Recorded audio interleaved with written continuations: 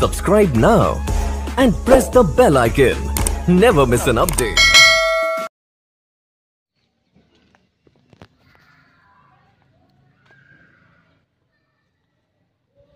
जैसे कि आप जानते हैं कि कल 13 जुलाई को गवर्नमेंट हायर सेकेंडरी स्कूल गूल में एक फ्री मेडिकल कैंप जंगलात मंडी अनंतनाग से सीरत हार्ट केयर ज़ेर इश्तराक पीस एंड वेलफेयर कमेटी मुनक्कद होगा।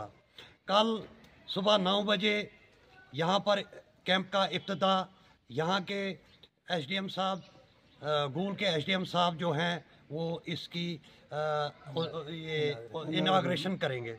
हम तमामी लोगों से इस्तदा करते हैं कि वो इस कैंप का फ़ायदा उठाएं, क्योंकि श्रीनगर से हमारी टीम यहाँ पर पहुँच गई है।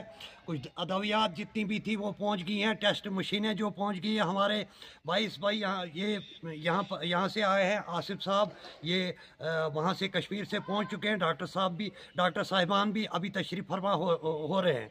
इससे तमाम लोगों से इस्तदा है कि वो इस कैंप का फ़ायदा उठाएँ और इंशाल्लाह हर एक गरीब जो है इसका फ़ायदा उठाएगा। और तमाम लोगों से अपील है कि वो इस कैंप में आकर जो है वो इसका फ़ायदा उठाए।